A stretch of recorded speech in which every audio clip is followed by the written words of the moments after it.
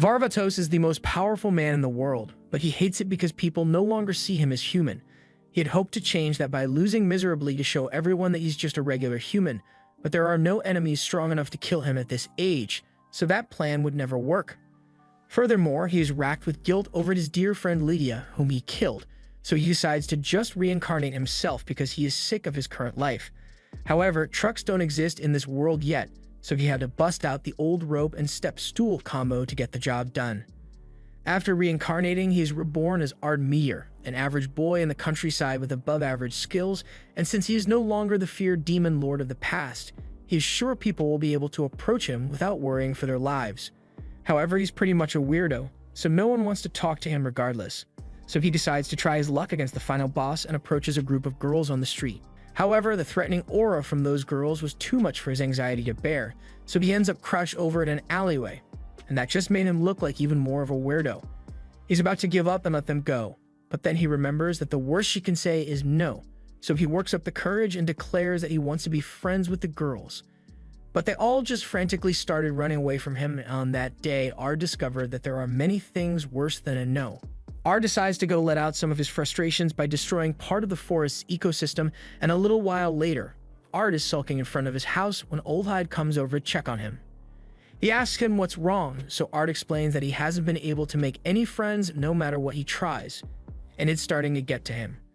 Oldhide understands that making friends can be hard, so he advises Ard that people will like him more if he is nice, and Ard takes those words to heart and goes out to try making friends again.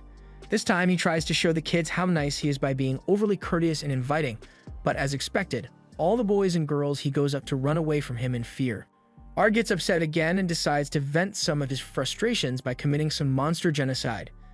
And once he has calmed down a little, he decides to head home, but before he does, he hears the voice of a little girl in the woods.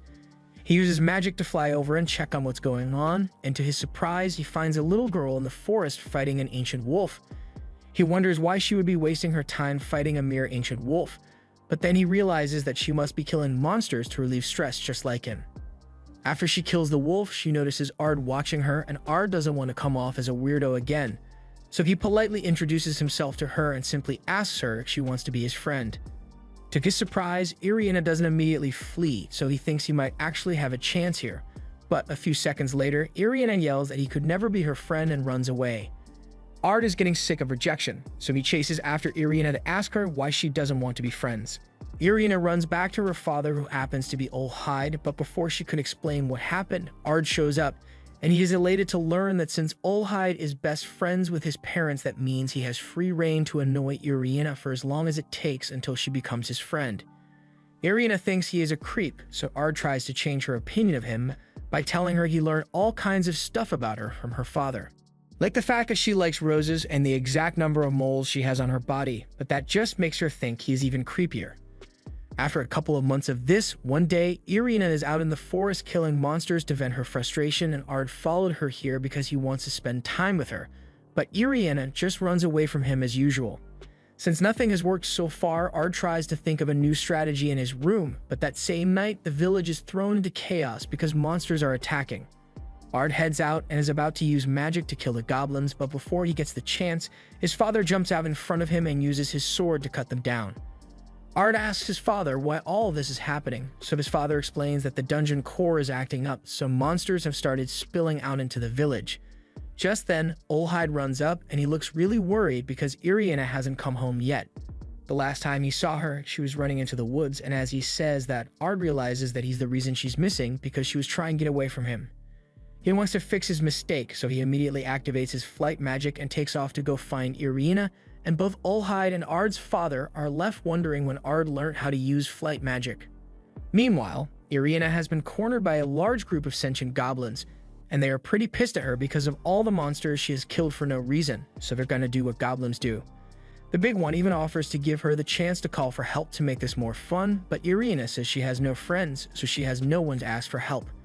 Thus, she gives up and starts waiting for her inevitable death, but before the goblins could do anything, Ard activates a mega barrier around her and sends them all flying.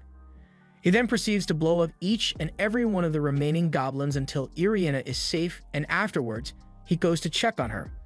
But even though Ard just saved her, Irina yells at him because she never asked for his help. She was perfectly fine with letting herself be killed because she's sick of living a life of isolation and betrayal. Ard can understand the way she feels since he has experienced a similar sense of isolation, but living in the past will never get you anywhere, which is why he wants to become friends with Irina. He swears that he will never betray or grow to hate her, so she finally agrees to become friends with him, and the two have been together ever since. That's how Ard achieved his perfect laid-back life with no overwhelming responsibilities and his best friend by his side. But then one day, Irina sneaks into Ard's bed in the morning and tells him she wants the two of them to go to the Magic Academy together, so Ard's going to have to do stuff now. Ard and Irina meet with the headmaster in the school and you can already tell that these two are special. He heard about the way Ard and Irina exterminated a horde of goblins in their youth, so he is already well aware of their physical capabilities, which is why he is giving them a special exemption from the practical exam. However, he will still require them to take the written exam like everyone else. Ard thanks the headmaster and says he has no problem with taking the test, and to make sure nothing gets in the way of his school experience, he swears to prepare for the exam with everything he's got. After the exams, all the students gather around in the courtyard to check their scores, and Irina finds her name at the top of the leaderboard with an outstanding score of 98. However, Ard's name is nowhere near hers. In fact, he can't find it anywhere on the board, so he starts to worry that he may have failed the test. Fortunately, Irina finds his name at the bottom of the leaderboard with a score of 0, and it's good that his name is on the board, but he doesn't understand how he managed to gain admission when his score is so low. The headmaster comes over to congratulate Ard and Irina on passing, but Ard still has no idea how he passed when his score is 0. He asks if there was some kind of mistake, but Go assures him that no mistakes were made. Ard just happened to fail every single question on the exam. But that doesn't mean his answers were wrong. In fact, the way he answered the questions was so far above anything they've seen before that their grading system couldn't account for it, which is why he got a 0. The headmaster then makes an announcement to all the students here, telling them that they've got a pair of prodigies in their midst. As a result, when Ard and Irina finally make it to class, all the guys and girls begin fawning over them, all except a couple of stuck-up noble brats at the back of class. One of these brats, Elraldo, and he's busy smacking a succubus girl for daring to do better than he did on the entrance exam. Ard refuses to let such behavior go on in his presence, so he yells for Elraldo to stop, but Elraldo tells him to stay out of this because it doesn't concern him. He tells Ard that this girl belongs to a family that serves his own family, therefore she is his servant, and he has the right to do whatever he wants with her. However, regardless of the noble politics involved, Ard says isn't going to just stand by and watch him mistreat the girl, so Elraldo becomes all smug and challenges Ard to a duel to decide the fate of the girl. Ard agrees to the duel without hesitation, but Irina warns him that he might have to be careful about facing Elraldo, because even though he's an absolute jerk, he is also incredibly skilled, so he's not going to go down easy. However, before any violence occurs, the students are interrupted by their teacher, Olivia, the former general of Demon Lord Varvatos. Ard sees her and immediately starts panicking because he wasn't expecting to meet her again in this time period. He knows it must have caused a lot of problems for her after he reincarnated himself, and she must be holding a grudge against him. So he tries to do everything he can to keep her from finding out that he is Varvatos. But from that look on her face, it's pretty clear that she's onto him. She recalls hearing something about a duel, so she says she's going to let them do it, mainly because she wants to see what Ard can do. Just like that, a duel has been set up, and everyone gathers outside to watch. A good chunk of the students think Elraldo is going to win the duel because of his impressive track record, but as he launches his first attack, Ard blocks it without so much as flinching. Elraldo praises Ard for being able to counter his mega flare, but Ard doesn't know what he is talking about because that last attack looked like a regular flare. Since his last attack failed, Elraldo decided to go all out and perform a Giga Flare attack, but Ard still isn't impressed because this just looks like a regular flare that's slightly bigger than normal. To call this a Giga Flare is an insult to the person who created it, and Ard won't stand for it. So he decides to show Elraldo what a real Giga Flare looks like. Ard begins casting his spell, and within seconds Mini Sun appears, and it's so hot and massive that everyone is in awe of Ard's power. Elraldo is so scared that he begins begging for mercy, so Ard decides to spare him and dissipates the Giga Flare. Surprisingly, Elraldo isn't even scorched after getting hit with that Giga Flare, and no one knows why, except Olivia, who saw the whole thing. While Ard was casting his Giga Flare, he simultaneously began casting a Mega Shield around Elraldo so he wouldn't get vaporized by the blast. Ard doesn't think it's that big of a deal, but Olivia informs him that simultaneous spellcasting is a lost art that no one in this era has been able to replicate. So for Ard to be doing it so casually, there has to be something he's hiding. The only thing going through Ard's head right now is it's over, she knows. It's only a matter of time before she figures out that he's the Bay Harbor Demon Lord. But for now, Olivia decides to let it go since she doesn't have any real proof yet. Now that the duel has been settled, Ard and Irina tell the girl that she doesn't have to listen to what Elraldo says from now on. The girl introduces herself as Ginny and thanks both of them for standing up for her. But since everyone in class still ostracizes her, Ard and Irina decide to team up with her for today's practical class. A little while later, class is set to go on as usual, so Olivia tells everyone that they will be required to find a wolf monster, kill it, and bring its fur back to pass. The three head into the dungeon together, but when they encounter their first wolf, Ginny gets scared, so Ard and Irina take care of it by themselves. It was easy enough to defeat the wolf, but Ard used a little too much power, so the wolf's fur was completely destroyed. Ginny is amazed by how powerful the two are, but she feels like absolute garbage since she's nowhere near as strong as them. Ard and Irina want to make her feel better, so Ard offers to give Ginny some special magic lessons to help her improve. A succubus like Ginny has a natural affinity for magic, but she has had to endure a lifetime of torment from Arwaldo, so the problem here is that she lacks self-confidence. To fix this, Ard decides to teach her a technique that is really easy to perform so she can regain some confidence. He created the script magic technique himself, and it basically creates a magic circle using the mana already present in the air, so all one needs to do is have the intended magic circle memorized. Ard teaches Ginny the magic circle to use, and once she gets the hang of it, she's able to take down a wolf on her own, and now that they've taken down a black wolf without turning it to ash, all they need to do is remove its fur, so nothing could possibly go wrong now. However, as they were walking towards the wolf, a trap opened beneath their feet, and they all fall to the bottom of a pit. Ard apologizes to the others since he wasn't paying attention and didn't notice the trap in time, but this looks like a classic dungeon hole, so they must have fallen all the way to the bottom floor of the dungeon. Specifically, they are currently in the middle of the boss room, and a few moments later, Irina and Ginny are completely terrified because they are faced with a minotaur.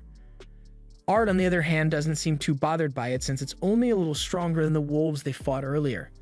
In fact, he thinks this is the perfect opportunity to give Ginny some more combat lessons. For instance, as a magic user, it's a bad idea to let your opponent get close because it leaves you with no time to cast your spell, so you've got to create some distance like this and then hit them with rapid-fire blasts so they can't counterattack. After Ard's demonstration, the Minotaur is pretty much cooked, so he tells Ginny to land the finishing blow so they can get out of here.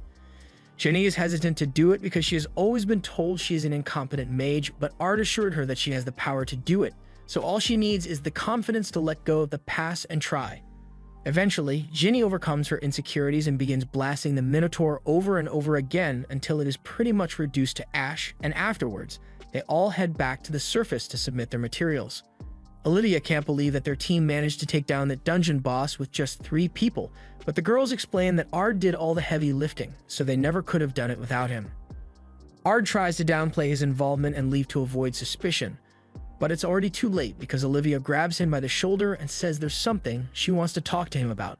She takes Ard to the headmaster's office, and the headmaster says he has something important to ask of him. So he tells Ard about the annual magic competition that's going to be held, and long story short, he needs Ard to win the tournament for their academy. If he wins, it'll get them a lot of extra funding, so he's really hoping that Ard will agree to compete. But Ard doesn't want to do it because he thinks it'll draw too much attention to himself. However, he doesn't want to outright refuse because he's worried the headmaster might get mad and expel him in retaliation, so he says he will consider it. While leaving the headmaster's office, he runs into Ginny, and she asks him if he's willing to go on a date with her later today. Ard takes a moment to contemplate what she means by a date, and once he realizes she's talking about a romantic engagement, he is tempted by her abundant personality. However, he refuses to let himself start fantasizing about Ginny, so he decides to turn her down immediately. However, he takes a look at Ginny's face, and he doesn't want to disappoint her, so he ends up agreeing to the date after all. Ginny is really happy that he agreed to the date, but all of a sudden, Irina shows up and steps in front of Ard because she can't let Ginny steal him from her. So she says she's going to join them on their date. To Irina's surprise, Ginny says she has no problem with Irina coming on the date because she never planned on having Ard all to herself. In fact, she's advocating for Ard to get as many girlfriends as possible, but that would mean more competition for Irina, so she strictly forbids it. The next day, Ard and Irina meet up with Ginny in town, and since today is their first official date, she suggests that they should watch a play together. Ard doesn't mind the idea at first, but then he realizes what the play is about, and all of a sudden, he's dying of cringe in his seat. The play is about his life as Varmatos, and while watching, Ginny and Irina begin to press up against his arm, so Ard has to use every ounce of will in his body to stay calm. After the play, Ginny begins leading everyone to a place where they can get some food, but along the way, Ard and Irina overhear a conversation in a dark alley about some masked men plotting to harm the queen. They obviously aren't just going to let that happen, so they start chasing after the group and follow them into the sewers.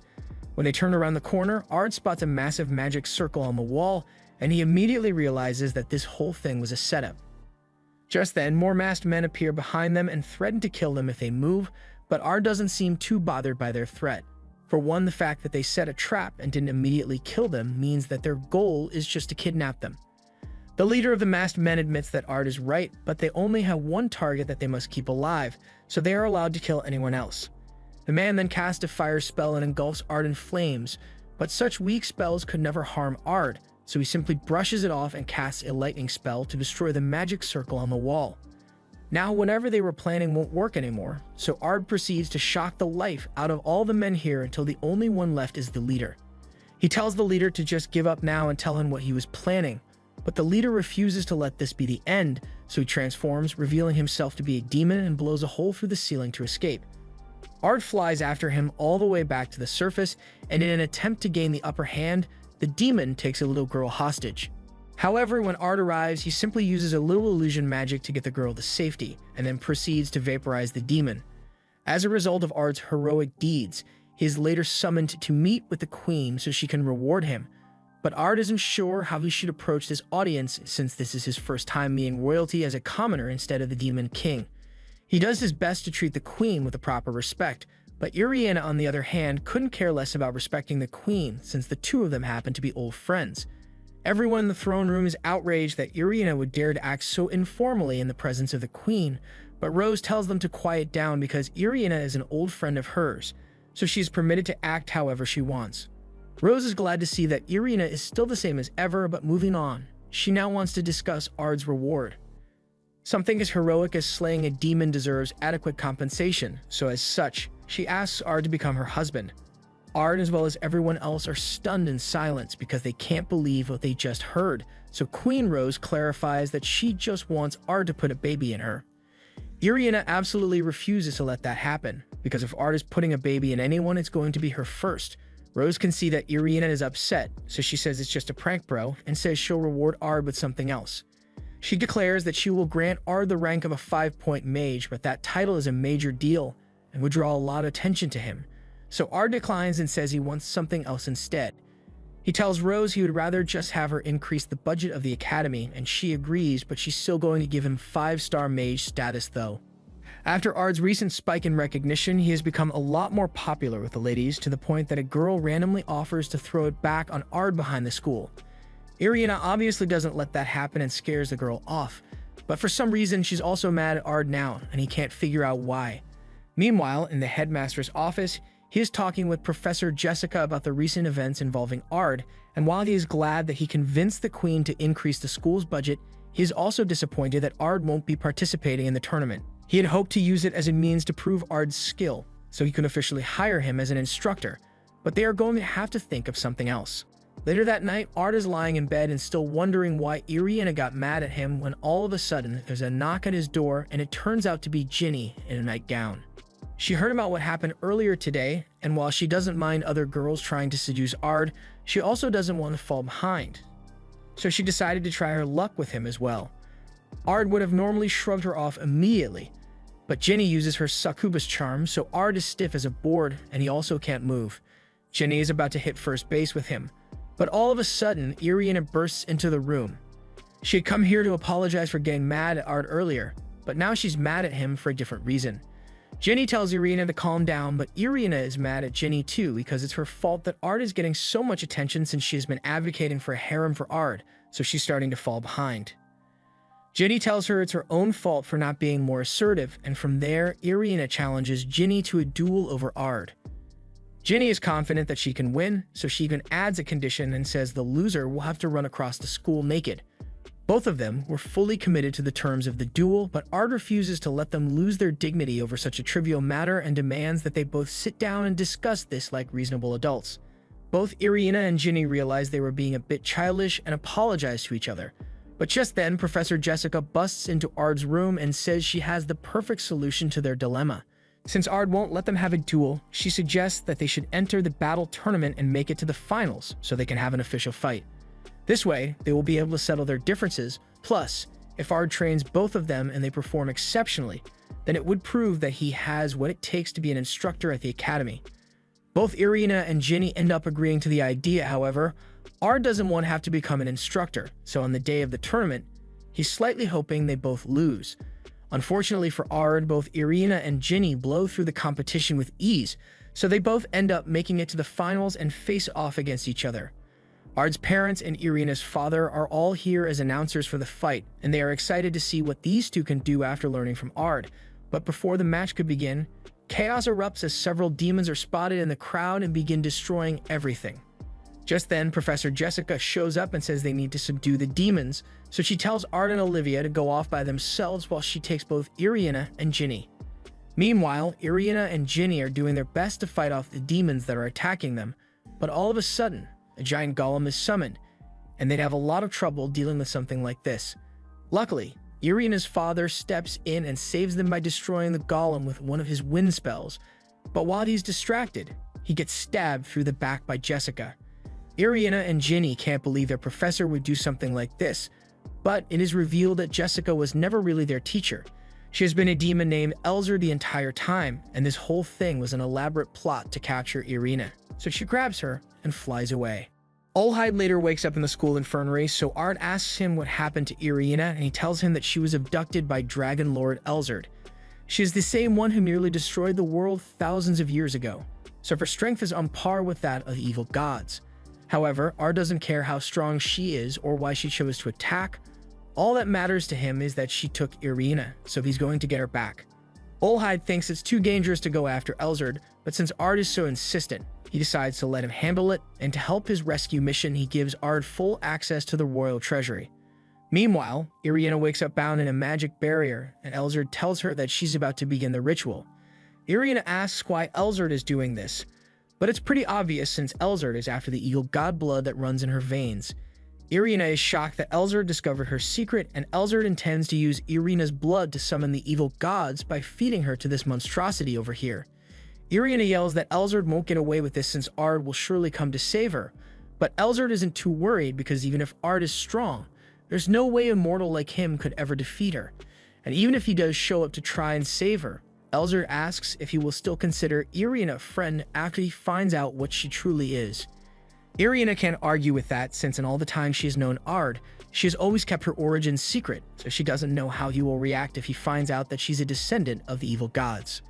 Elzur finds the look of despair on Irina's face to be hilarious, so she starts the ritual and is about to have the Orphan of Chaos eat Irina, but before it does, it gets incinerated by Ard. Irina is one of the people Ard cares for most in this world, so he won't let Elzur get away with this. Elzur mockingly tells him he isn't as close to Irina as he thinks because she never told him the truth about herself and how she's a descendant of the evil gods.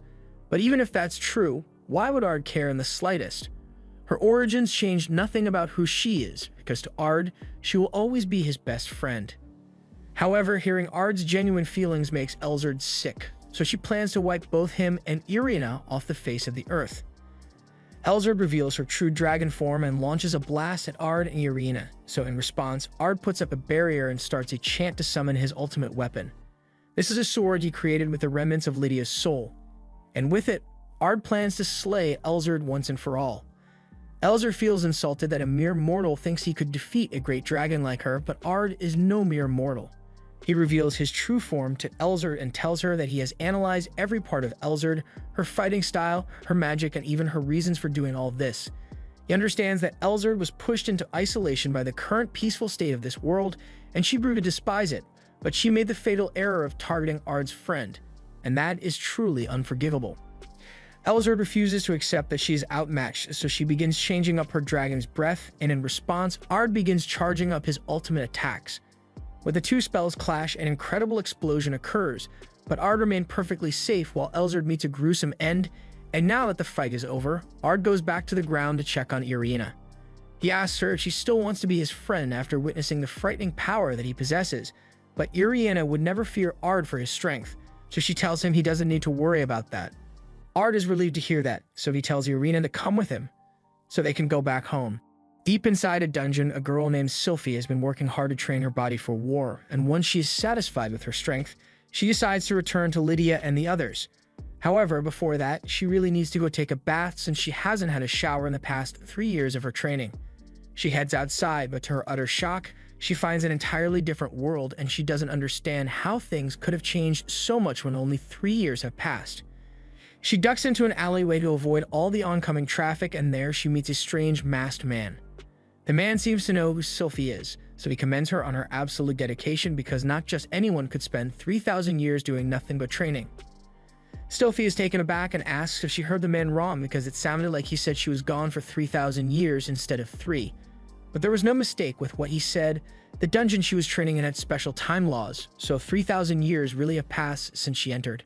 Sylphie can't believe she really spent that long in the dungeon, so she starts asking the man if he knows what happened to Lydia and the others. He tells her that if she's looking for answers, then she would be better off asking Demon Lord Varvatos himself, and as luck would have it, he seems to have reincarnated into this generation under the name Ard Meteor and is currently studying at the Magic Academy.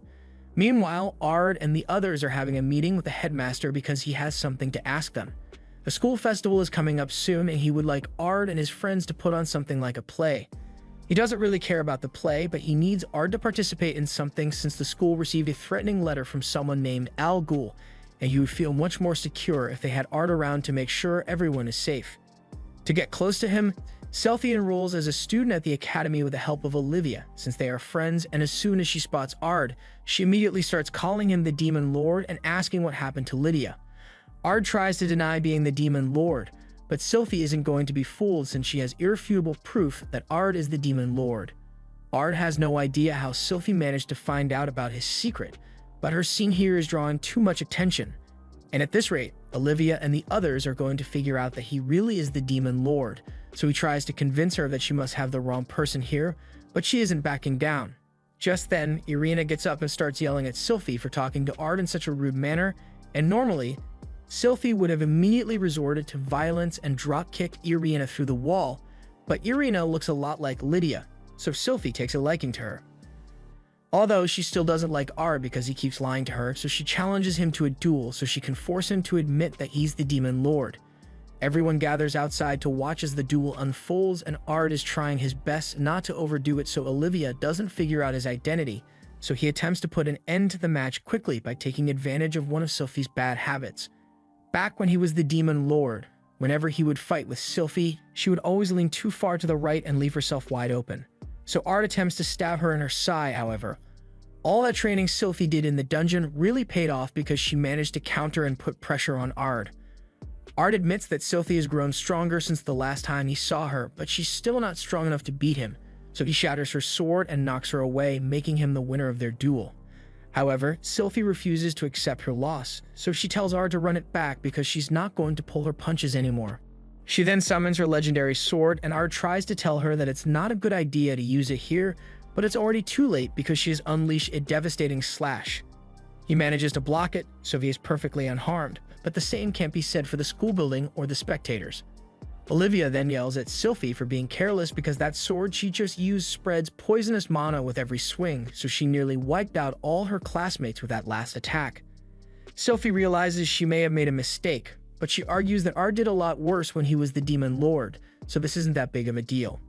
However, Irina gets mad and tells her she should at least apologize for nearly killing them, and since Irina reminds her of her role model Lydia, Sylphie apologizes and breaks down crying because she doesn't want Irina to be mad at her. Sylphie promises not to cause any more trouble, so class goes on as usual, and the agenda for today is the upcoming festival. Ard wants everyone to agree on a theme for their play, so he suggests they base it on one of the historic battles held by the Demon Lord. No one else has any better ideas, so it looks like the theme of their play has been decided, but there's still more to discuss since their class needs to set up an attraction for the festival. Ginny says she has an idea and suggests that the class put together a maid cafe.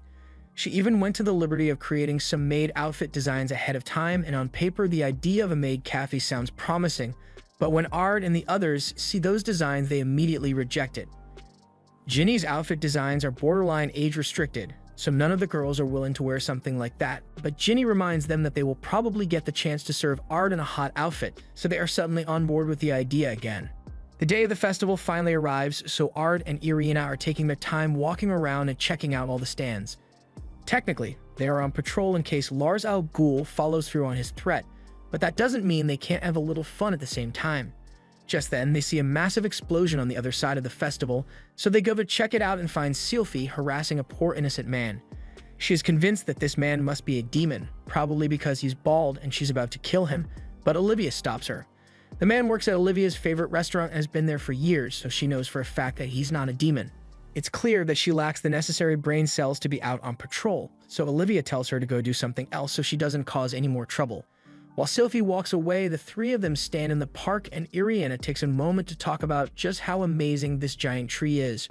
Rumors say that the great Sword King Leville sealed something very important beneath this tree, but even the royal family doesn't know what it is. Ard is curious, so he asks Olivia if she knows anything about it, and she definitely knows something, but she says she can't discuss it with them. However, there's something else she wants to talk about since there's going to be a sword battle event later today, and she already signed Ard up for it, so much to his dismay that he has no choice but to participate. A little while later, Ard heads over to his class attraction to see what they are up to, but he's a little concerned by the fact that Ginny named it the Erotic Maid Cafe. Just then, Sylphie comes smashing through the wall because she's chasing a guy who smacked her butt. Ard agrees that the guy needs to be punished, but squeezing Sylphie's cheeks doesn't warrant the death penalty, so he uses magic to temporarily hold the dude while he fixes up the wall. Afterwards, he plans on leaving, but the girls plead with him to stay because they only agreed to the maid cafe so they could serve him. Ard still sees no reason why he should do it, but then he sees Ginny, and he suddenly has two reasons, very big reasons. He takes a seat at a table, and having all these girls fawn over him at the same time is starting to get to him, but all of a sudden, Irina arrives and she can't believe Ginny would do this without calling her first. She wants to be a part of Ard's service, but Ginny doesn't think she has the assets necessary to do a good job. However, Irina still insists on being the one to serve Ard, so a huge argument begins. Just then, an announcement is made about the battle tournament beginning soon, so Irina and Ginny decide to settle their differences by entering since their last battle got interrupted. The battle tournament finals come around and Ard is up against Olivia. Olivia is excited to finally get a chance to test Ard herself, so she's not going to hold back, and Ard is seriously scared for his life, so he instinctively uses barrier magic to counter and ends up flinging Olivia out of the ring. Normally, this would count as a victory for Ard, but this is a sword contest, so Ard gets disqualified for using magic. And as for Olivia, she's halfway across the country by now, so she's not gonna make it back anytime soon. After that, the play is set to begin, and everyone is a bit nervous about going on stage. However, Ard is a lot more concerned about how embarrassing it is to be reenacting a glorified version of himself like this. Although it does make him feel nostalgic because he remembers this particular battle really well, even though it was thousands of years ago. On that day, Ard, Lydia, and Sylphie were leading their troops into battle against one of the evil gods, and they were planning to go with their usual strategy where Ard and Lydia would charge ahead while Sylphie stayed behind, but Sylphie really wanted to help this time, so she asked Lydia to let her come along. Unfortunately, Lydia told her to shut up and stop complaining because she didn't want Sylphie screwing up their battle. The final battle was set to happen the following morning, so that night, Sylphie went up to Ard and asked him if she was really useless to him and Lydia. Ard didn't want Sylphie to feel bad, so he explains that both he and Lydia appreciate all the hard work Sylphie put in, but the reason they told her to stay behind is because they didn't want her to get hurt. But if she really wants to help that badly, then he's giving her permission to do whatever she wants as long as she promises to keep herself safe. The next day, after an intense battle, both sides are notably exhausted. However, the evil god still has a trump card up his sleeve and plans to use his magic sword to wipe out all Ard's soldiers. But before he could strike, a magic circle suddenly appears beneath his feet and he explodes. This turns out to have been the work of Sylphie, because last night she spent hours setting up traps all over the battlefield to take out the enemy. Her plan seems to have worked flawlessly, but there's one major problem because she forgot where she put the rest of the landmines, so a bunch of Ard's soldiers got blown up as well. Back to the present, the play ended up going pretty well, but Irina thinks it's a bit odd that nothing bad ended up happening even after they received that threatening letter. Just then, she notices that Sylphie isn't here anymore, and that's because she ran into that man again. A lot of time passes and Ard is starting to get worried since he hasn't seen Sylphie in a long time, and that's strange behavior for her. Just then, Sylphie shows up and she's definitely acting strange because the first thing she does is tell Ard that she wants to meet him out by the holy tree later tonight. Later that night, Ginny and Irina are hiding in the bushes near the tree because they want to see why Sylphie called Ard out here so late at night. Ginny is convinced that Sylphie must have developed feelings for Ard, but in reality it's the opposite because she's here to kill him. In her hand, she holds the holy sword that once belonged to Lydia, as it has apparently been sealed within the holy tree, and she plans to use it to strike Ard down as revenge for what he did to Lydia. She begins slashing at Ard. He realizes she was serious about trying to kill him, so he tries to fly away, but Sylphie takes to the skies to chase after him. When Sylphie met with Al Ghul earlier, he filled her head with visions of Ard killing Lydia, and after seeing that, she swore to get her revenge by killing Ard. All this is exactly what Al Ghul wanted, as Sylphie strikes Ard in the back and he falls to the ground, but he's not dead yet as he gets back up with his true demon lord form. He can't allow this to go on any longer, so prepares himself to stab Sylphie through the chest to put a stop to her rampage, but at the last second, they both hear Lydia's voice telling them to stop. This snaps Sylphie out of her murderous rage, much to the disappointment of Al Ghul, so it looks like he will have to handle the rest himself. He knocks Sylphie to the ground and explains that he is working towards the revival of the evil gods as well, but as long as Ard was already around, he would never be able to get to Irina, which is why he had hoped to get rid of him by turning Sylphie against him. However, since that failed, he says he's just going to have to do it himself. But I have no idea how he thought he could accomplish that because Ard is several leagues above him in skill, and he doesn't care for Al Ghul the same way he does for Sylphie, so he wastes no time in wiping him off the face of the earth. Then, as Ard goes to pick up Lydia's sword, he hears her voice again, and this time an image of her soul appears before him. Lydia goes over to Sylphie and tells her not to hold a grudge against Ard because it was her own fault that she died. There's no point in seeking revenge, so Lydia just asks Sylphie to live a normal life from now on. Everything goes back to normal after that, and a couple of days later, the three are out on a class field trip having fun, but all of a sudden, the world freezes and they are transported to another dimension. There they find this otherworldly being who claims to be a true god, and he tells them he has a special request to ask. He summoned them because there is a being threatening to destroy the order of time, so he is sending Ard back in time to deal with it. The three of them then wake up in an open field, and judging by the fact that there are 2 moons in the sky, Ard is convinced that the god really did send them back in time. There were originally 2 moons in the sky, but a certain cataclysmic event caused the destruction of one, so it must mean they are back in ancient times during the rule of demon lord Varvatos. Just then, Ard hears a girl screaming, so he looks over the hill and spots a girl running for her life. She's being chased by a death stingray, and even if he might be interfering with the canon, Ard can't just stand by and watch her get eaten. He activates an annihilation spell to wipe the thing off the face of the earth, and he was about to leave before anyone realizes that he was responsible for it, but it's already too late. The Olivia of this time appears and she thanks him for saving her subordinate. She was quite impressed with the level of power he just displayed, so she asks Ard to join the Demon Lord's army. As of this moment, the only way for Ard and the others to return to their own time is to defeat the being that the god warned them about, and doing that would be a lot easier if they could gain the support of Ard's past self. So Ard agrees to join the army, but only under 2 conditions. First, he wants to have Irina and Ginny in the army, and Olivia is fine with that, but she doesn't think it's a good idea since they probably die the second a threat shows up. Ard is well aware of that, but he assures her that he will personally take care of his friend's safety. As for his second condition, he wants to be stationed in Verda's research core. Olivia asks him if he's sure that's what he wants because Verda is a bit of a nutcase, but Ard wants to go to the research department because it'll be the least dangerous for Irina and Ginny. A little while later, they arrive at the research department and meet Verda, but Olivia wasn't lying when she said Verda was crazy because the first thing they see her do is blow up her own research lab for fun. A little while after that, Verda rebuilds her lab and greets her new recruits, but she's a bit curious as to why they chose to come here since no one ever willingly works with her. Ard decides to explain the whole time travel mess to her so she can understand the full picture, and Verda is ecstatic at the new discovery because it means she gets to investigate a higher dimensional being. Ard asks for help finding a way back to the future, and Verda agrees to look into it for him, but she's going to need his help with something else in return. Just then, Ard hears a familiar voice, so turns and finds that Lydia is here, and she's really mad at Verda because she's been ignoring her support requests. But Verda doesn't really have any troops to give Lydia, so she suggests that she can take Ard and his friends over here. Lydia has no idea who any of these people are, but she does recognize Double D Milkers when she sees them, so as a woman of culture, she immediately starts trying to seduce Ginny. However, Ard puts a stop to that real quick. Lydia can't believe a random nobody would dare to interrupt her while she was rizzing Ginny up, so she demands a fight, and Ard is all too happy to comply because he needs to knock some sense into her. He and Lydia head outside, and as the fight begins, Ard is easily able to parry all of Lydia's attacks, but Lydia fights dirty, so she picks up a fist full of sand and throws it in Ard's face before punching him straight into a wall. That punch definitely hurt, but Ard is just getting warmed up, so he charges forward and lands a clean blow in Lydia's face.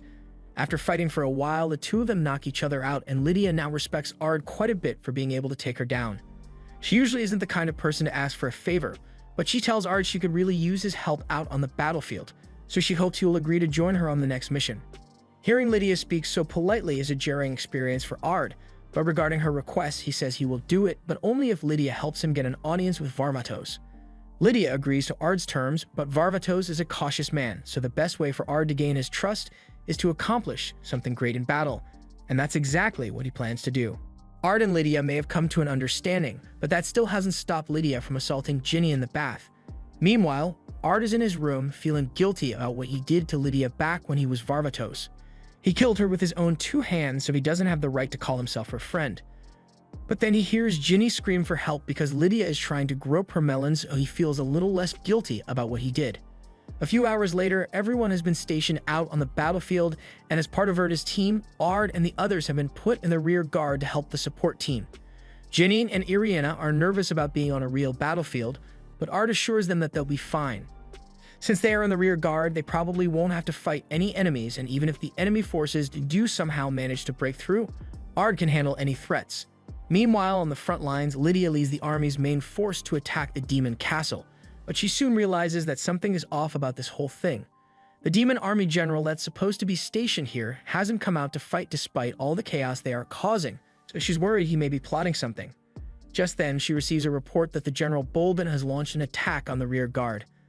Bolden was taking down all the soldiers in his path easily, and he could have easily wiped out the entire rear guard, but then he ran into Ard, and Ard effortlessly scorched him to death with a magic blast. This works out great for Ard since an achievement of this level is enough to grant him an audience with Varvatos. So after the battle here since finished, Lydia takes him and the others to the capital city so they can meet Varvatos. But before they can even make it to the throne room door, they get a fireball shot at them. The one behind this was one of Varvatos' generals, Alvardo, and Ard was already expecting this because he remembers that Alvardo is a bit of a jackwagon when it comes to welcoming guests. Lydia steps in front of Ard and the others and tells Alvardo to back off since these 3 are honored guests of the Lord, but Alvardo keeps insisting on attacking Ard regardless. Just then, Varvatos himself comes out because he had heard all the commotion, and he's getting sick of Alvardo's antics, so he threatens him to leave before he burns him to a crisp. After Alvardo is gone, Varvatos invites Ard and the others to come into the throne room, and once they are inside, he personally thanks Ard for his great contributions to their army. Ginny and Irina can hardly contain themselves because all their lives they've looked up to the Demon Lord, and even though they've got Ard, this version of him is much cooler. Varvatos doesn't mind them squealing in his presence, however, Varvatos has no idea why they keep calling him the Demon Lord. He has heard of that title before, but it refers to another man, and Ard is incredibly shocked to discover this. After the audience, he returns to Verda's lab to discuss what they know so far, and from what Ard just told her, Verda comes to the conclusion that this timeline must be different from the original in some way, and whoever this new Demon Lord is must have something to do with it. Ginny suggests that it might be a good idea to inform Varvatos of their time-traveling situation since he might be able to help them, but Ard knows how he'd respond, and there's no way he would believe something like that unless it came from a trusted source. So Ard plans to achieve even greater things so he can earn Varvatos' trust, and as luck would have it, there's another mission. So Ard accompanies Lydia and Sylphie, but when he asks who they will be fighting, he is shocked to hear the name Kurskane Meveles. When Ard hears the name Meveles, he freezes in place because Meveles is the reason he had to kill Lydia in his past life because she got corrupted. He swears to kill Mevelis quickly so Lydia doesn't have to die in this timeline as well, but to his shock, when they arrive at Mevelis' castle, the entire place is already up in flames and Mevelis has been beheaded. But one responsible for all this is the person known as the Demon Lord of this world, and though he may have helped them by taking down Mevelis, he has no intention of working with them, so he declares war on Varvatos' army. After the Demon Lord's declaration of war on Varvatos' army, a meeting is held to discuss their next move. Naturally, since the Demon Lord declared war, then they are going to have to do the same. So Varvatos says he will be joining them on the battlefield, and in 3 days' time, they'll go to war. A little while later, Ard heads back to his room, and he's starting to worry about the state of this timeline. By now, Lydia had already been poisoned by Mevelis, but in this timeline, the Demon Lord already killed Mevelis, so Lydia is perfectly fine, and honestly, he would like to keep it that way. Just then, the Demon Lord appears in Ard's room and tells him that canon events aren't so easily overwritten, and as things stand, she is doomed to face a horrible death in one way or another. And he knows this because he has experienced it firsthand once before. The Demon Lord then reveals that he is Ard, or at least an alternate version of him. They both lived as Varvatos, lost Lydia, and reincarnated as Ard Meteor. But while our Ard got to live a good life after reincarnating, the Demon Lord suffered loss after loss until his entire existence was nothing but pain. The Demon Lord was brought here by the same god that brought Ard, so he wants to use this opportunity to make up for his greatest mistake and save Lydia's life. But to stop her from meeting her inevitable canon event, he must become this world's #1 enemy and be slain by Lydia to make her a hero. This will be his final act of atonement, and since he and Ard both lived the same life as Varvatos, he knows he must feel the same way, so he asks for his help in achieving this goal. Ard wants to do whatever it takes to make sure Lydia survives, but at the same time he is hesitant to sacrifice everything he has gained so he doesn't know what to do. The Demon Lord can understand why Ard would be hesitant, so he says he will give him some time to think it over and asks Ard to meet him in 3 days at the ruins once he has made up his mind. A little while later, Latima comes to call Ard down for lunch, and while they walk down the halls, Ard says he has something to ask her. He asks if she's been serving Lydia for a long time now, so Latima answers that she's been a maid here for almost her entire life, and Lady Lydia is incredibly important to her. Ard asks what she would do if she found out that Lydia was in danger, but Latima cares about Lydia more than she cares about herself, so it goes without saying that she would do whatever it takes to save Lydia. Ard soon arrives at the dining hall where everyone is having their meal, but Lydia can tell that something is bothering him, so she invites him to come have some fun with her. And she's still technically his superior, so Ard is not allowed to refuse. She takes Ard out for a fun day in town, but her idea of fun involves getting down and dirty with the first girl she finds, so she and Ard just end up disagreeing and fighting until they are both exhausted on the floor. This is exactly why Ard hates going out with Lydia, but on the bright side, fighting Lydia managed to cheer him up a little. She asks him if he's ready to talk about what's bothering him now, so Ard tells her that someone important to him is destined to die, and he's not sure whether he should risk everything to save this person or not. Lydia understands what Ard is feeling, so she says she has something she wants to show him and takes Ard to the ruined city, where she committed her greatest sin. The souls of the people Lydia murdered here soon emerge from the ground solely to torment her for what she has done. So she was on to explain what happened. This used to be a peaceful demon city, and it had been neutral during the war, but it was a vital stronghold, so Lydia needed to capture it. The locals understandably didn't want to lose their village to the human army, so they tried to fight back, and in response, Lydia murdered every single villager here. Men, women, and children alike. She tried to justify herself by saying the people she killed were just demons, but she still regrets her actions to this day. That's why she has decided that she will bring peace to this world as one of its heroes, and once that's done, she will die a pitiful, miserable death. This is the choice she made to atone for her sins, so she doesn't want anyone to save her when the time comes for her to die. The day of the battle finally arrives, and everyone has begun to advance to defeat the Demon Lord's army. However, Ard is nowhere to be found, and Sylphie is pissed off about that he ditched them. Lydia tells her not to worry because she's sure Ard has a good reason for not being here, but just to be safe, she's going to go look for him. Meanwhile, Ard meets with the Demon Lord at the ruins, and in regards to his proposition, he has finally decided on his answer.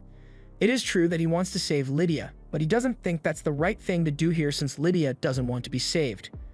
She wants to die to create a world full of peace and prosperity, so Ard has no right to take her wish away from her.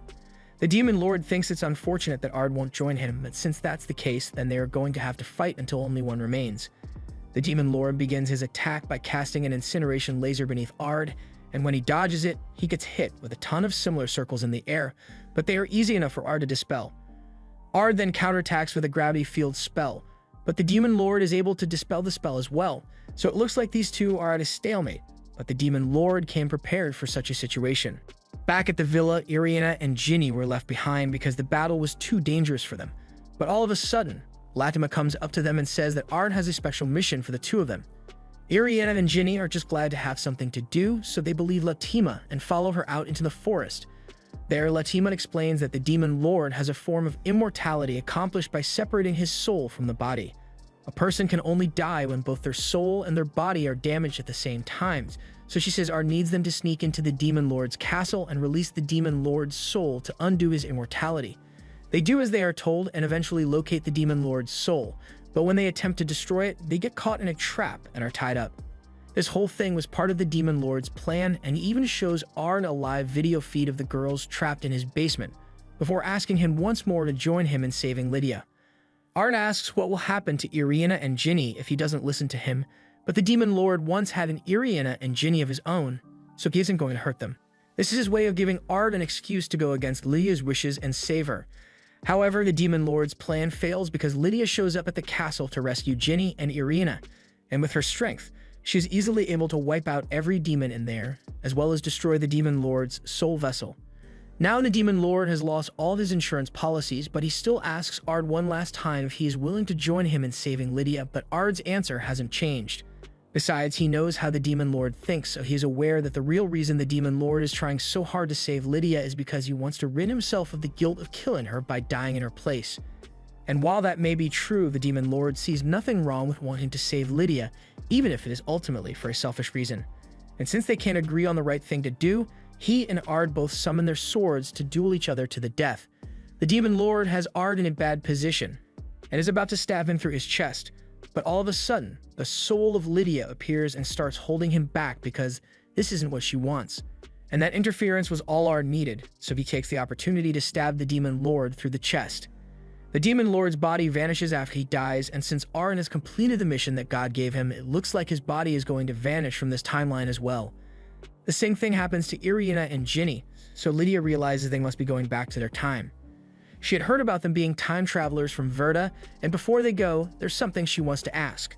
Her only goal is to pave the way for a peaceful future, so she wants to know if the future they live in is truly peaceful. Irina and Ginny assure Lydia that the future is amazing.